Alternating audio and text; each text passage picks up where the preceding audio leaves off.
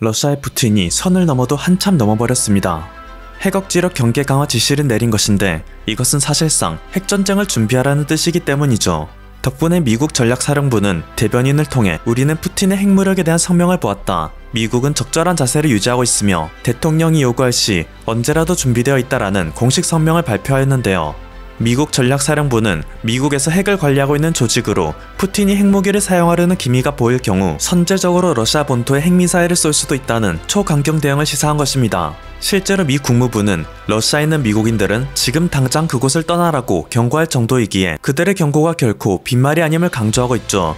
러시아의 국력이 역사상 최고조에 달했던 소련 시절조차 핵전쟁만큼은 두려워하며 미국과 소련 모두 핵미사일 버튼만큼은 피하는 모습을 보였는데 러시아의 푸틴은 도대체 무엇을 믿고 있는 것인지 아니면 정말로 정신이 나간 것인지 인류의 멸망을 뜻하는 핵전쟁을 가벼이 여기는 것에 전 세계인들의 반발은 점점 거세지고 있습니다. 한편 러시아의 푸틴은 명분 없는 자신의 전쟁이 대내적으로는 어떤 비판을 받고 있든 하루라도 빨리 우크라이나의 수도를 점령하는 것만이 자신의 자존심만이라도 챙기는 길이라는 생각을 한 것인지 물자와 연료 부족에 시달리는 지상군을 끊임없이 우크라이나의 수도 키예프를 향하고 있는데요. 무지막지하게 밀려드는 러시아군의 위험에 키예프는 금방이라도 함락될 것만 같았지만 예상외로 그들을 오래 버티게 해주는 원동력은 절대 꺼지지 않는 저항의 의지 그리고 제블린이라는 독특한 무기 덕분입니다.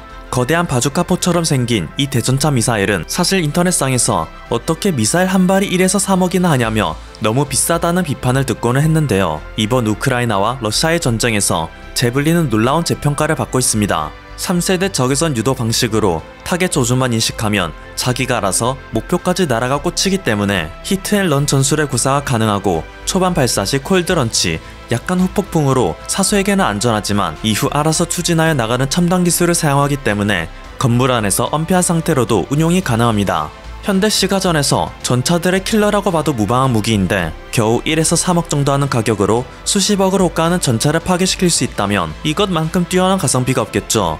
때문에 현재 우크라이나에서는 제블린을 거의 신으로 모시는 상황입니다. 한국의 경우 제블린에 비하여 3분의 1 가격밖에 안 되는 현궁 대전차 미사일이 존재하는데요. 심지어 제블린보다 빠른 조준과 발사가 가능하고 22.3kg의 제블린에 비해서 13kg의 가벼운 무게로 보병들에게 더 최적화된 무기이기 때문에 현재 우크라이나를 도와주는 유럽 국가들은 한국의 현궁을 수입하여 우크라이나에 지원을 하거나 한국에게 직접 지원을 요청하는 방안을 검토 중이라고도 합니다. 한국의 입장에서는 무기를 판매한다면 그것으로도 좋고 그냥 지원을 한다고 해도 전 세계의 이목이 집중된 전장에서 현궁의 성능을 과시할 수 있는 기회가 마련되니 나쁘지 않을 텐데요. 정말로 러시아가 인류를 멸망시킬 작정으로 핵무기를 사용하지 않는 이상 현재의 시가전이 우크라이나 전쟁의 전황을 결정지을 것으로 보이는 가운데 국내 네티즌들은 한국의 수도는 시가전에 얼마나 대비가 되어 있을까? 라는 주제로 열띤 토론을 벌입니다. 실제로 러시아의 푸틴 역시 과거 한국을 나토와 같은 편이라고 언급한 적이 있고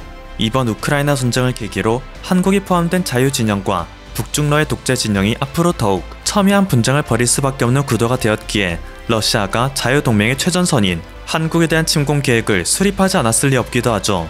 그리고 오랜 토론 끝에 도출해낸 결론은 누가 오더라도 침공 불가라는 것으로 마무리되는데요. 자세한 것을 알아보기 전에 가장 먼저 알아야 하는 것은 대한민국은 특히 수도 서울은 아파트 공화국이라는 것입니다. 아파트가 밀집된 지역은 공격하는 입장에서 정말로 공략하기 어려울 수밖에 없는데요. 우선 이번 우크라이나 전쟁에서 키예프를 보면 금방 알 수 있듯 아파트는 미사일 폭격을 당하고도 건물이 쉽게 무너지지 않고 타격 지점만 조금 상처 입을 뿐입니다. 물론 그 미사일 폭격을 죽어라 퍼부으면 아파트를 흔적도 안 남기고 없앨 수 있겠지만 아파트 하나를 없애기 위해서 수십 발, 수백 발의 미사일을 퍼붓는다면 몇백억, 몇천억은 우습게 사라질 것입니다.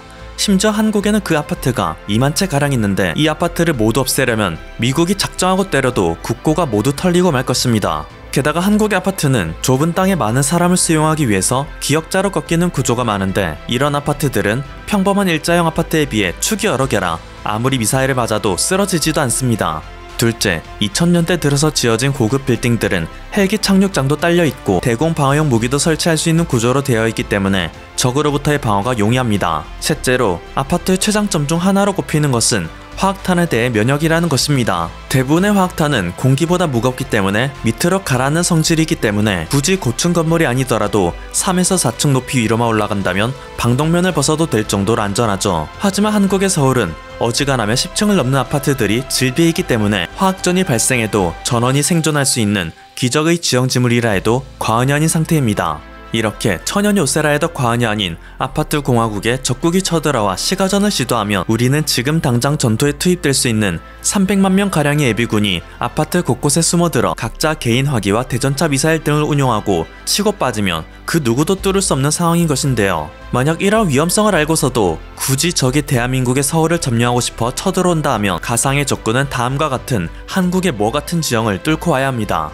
양측의 산이 모두 700고지가 넘어 도무지 산을 넘을 생각은 할 수 없어 산 정상 사이의 거리가 7km밖에 안 될 정도로 좁디 좁은 계곡을 건너야 하는데 이곳에는 당연히 한국의 진지가 있기에 그들의 집중 포격을 받을 수밖에 없겠죠. 침공군이 이곳에서 간신히 살아남아 서울로 향한다고 하더라도 이들을 반기는 것은 수도 서울을 몇 겹으로 감싸며 마치 성벽을 연상케 하는 거대한 인공구조물인데요. 우리가 평소에는 무심코 지나갔던 이 서울 외곽 순환도로는 이미 지을 때부터 북한의 미사일 공격에도 끄떡없도록 설계되었을 정도로 튼튼합니다. 침공군은 옛 성벽 전투처럼 이곳에 자리를 잡고 있는 우리 국군과 다시 한번 처절한 공성전을 하게 되죠. 만약 침공군이 이곳마저 뚫고 들어온다면 그들을 맞이하는 것은 무시무시한 아파트 그라드입니다. 굳이 서울이 아니더라도 수도권 위성 도시는 드넓게 펼쳐진 아파트 지대와 산맥, 동산이 적절히 어우러져 은원패와 치고 빠지는 전술을 구사하는 우리 국군을 상대로 도저히 뚫고 지나갈 수 없는 상황에 처합니다.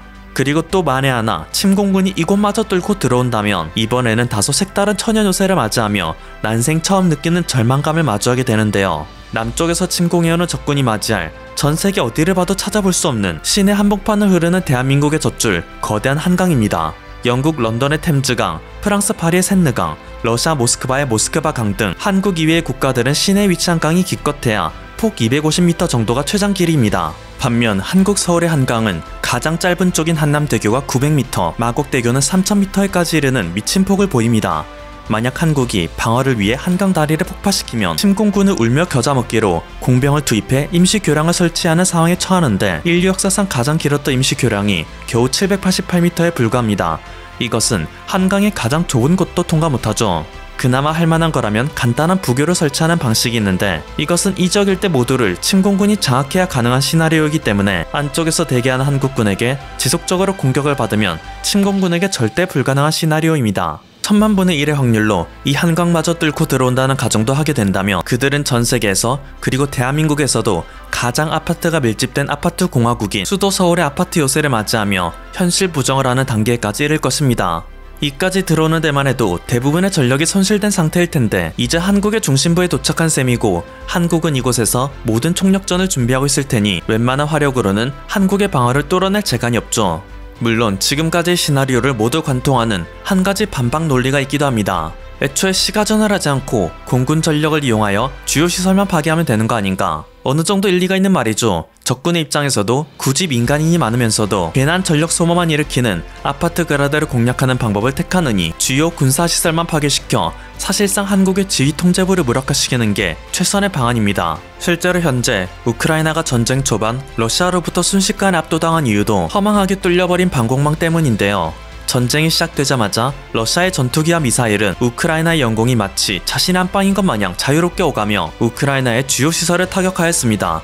우크라이나 공군의 최고 전략자산인 수호위마저 우크라이나의 수도인 키예프 상공에서 러시아 방공포에 의해 격추되는 끔찍한 상황이었죠. 이외에도 러시아 공군은 제네바 협정에서 엄중히 금지하고 있는 땡공격을 위해서 키예프댐을 향해 지금도 지치지 않고 미사일을 날리고 있으며 얼마 전 발생한 러시아의 체르노빌 원전 폭격은 이 일대의 방사능 수치를 65,000 나노시버트까지 올려 러시아의 국가 근위대 우크라이나 방위군이 함께 원전을 지키며 관리하는 기괴한 상황까지 만들어냈습니다. 지금 이 순간에도 우크라이나에는 러시아를 섬기는 민족 반역자들이 침공을 돕고 있는데 대표적으로 우크라이나의 전시장은 러시아군이 쉽게 폭격할 수 있도록 주요 시설에 표적지를 놔두다가 시민들에게 걸려 엄청나게 욕을 먹고 있습니다.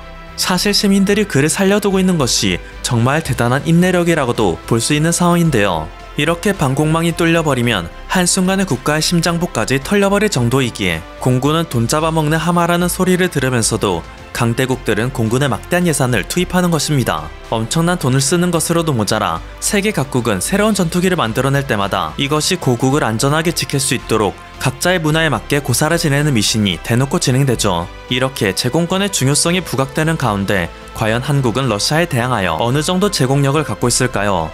가장 단적인 사례는 2019년 발생했던 러시아 조기 경보기의 독도 영공 무단 침범 사건이 있습니다.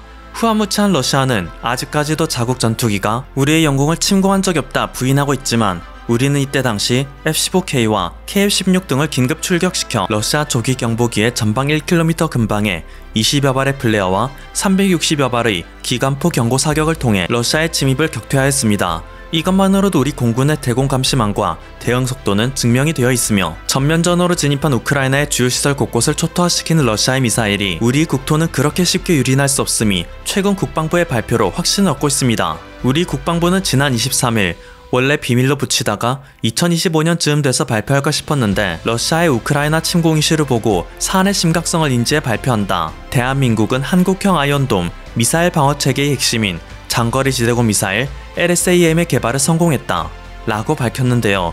고도 40에서 70km로 날아오는 적의 탄도미사일 혹은 항공기를 무력화시키는 LSAM은 고도 30에서 40km 이하를 담당하는 패트리엇과 천궁이 그리고 고도 40에서 150km를 담당하는 사드와 함께 대한민국의 다층적 미사일 방어체계를 더욱 탄탄하게 만들 것이니 주변국들은 딴맘 가지지 말란 경고했습니다. 그리고 이렇게 한국이 스스로를 지킬 수 있는 미사일 체계를 순수 국산으로 꾸려나가는 것에는 국방과학연구소 허린 박사의 역할이 컸음이 최근 네티즌들 사이에서 주목받고 있는데요. 허린 박사는 미국 시민권도 지녀 나사에서 핵심 연구 요원으로 근무하다가 스스로 미국 시민권을 포기하고 대한민국 국방과학연구소에 입소한 인물입니다. 어린 시절 영국에서 힘이 약한 국가 출신의 학생이 괴롭힘을 당하는 모습을 보았습니다. 저희 어머니께서는 늘 나라가 힘이 없으면 당하게 되어 있으니 제가 크게 된다면 꼭 나라의 힘을 기르는 사람이 되라는 말씀을 하셨죠. 우리의 아픈 역사를 반복하지 않으려면 누구한테도 의지하지 않고 우리 손으로 직접 좋은 무기를 만들어야 한다는 마음가짐으로 한국에 왔습니다 라고 말하여 이 영상을 본 국내 네티즌들은 그에게 무한한 존경심을 느낀다는 댓글을 끊이지 않았는데요. 사실 요 몇 년 동안 큰 주목을 받았던 한국형 전투기 KF-21 보람이 역시 우리에게는 매우 큰 성과이지만 굳이 그런 예산 낭비를 할 필요가 있냐며 어차피 필요할 때마다 미국에게 구입하면 되지 않냐는 반문을 제시하는 사람이 있었기에 현재 우리는 자주 국방, 국산 무기 증강의 중요성을 다시 한번 자각해야 하는 시기가 아닌가 싶습니다. 국산 전투기를 만드는 것을 반대하는 사람들은 우리나라가 전투기를 만들어봤자 많이 만들지도 않아 전투기 하나를 만드는데 드는 비용이 어마어마하다. 반면 미국은 전 세계 무기를 판매하고 있으므로 규모의 경제를 일으켜서 훨씬 효과적인 생산이 가능하다.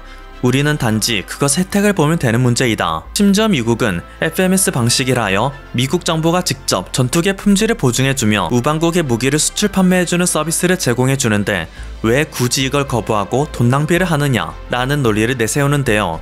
이 FMS 방식에는 크나큰 함정이 있다는 게 문제죠. 미국 정부가 무기의 품질을 보증해주는 대신 지적재산권의 보호를 이유로 기술에 대한 정보는 일절 제공해주지 않는다는 것입니다. 심지어 우리 돈 주고 산 비싼 무기를 정비 점검하기 위해서 그것을 분해해보는 것도 금지되고 있으며 그것에 비해서는 너무나도 하찮은 단 1년의 하자 보상 기간밖에 보장받지 못합니다.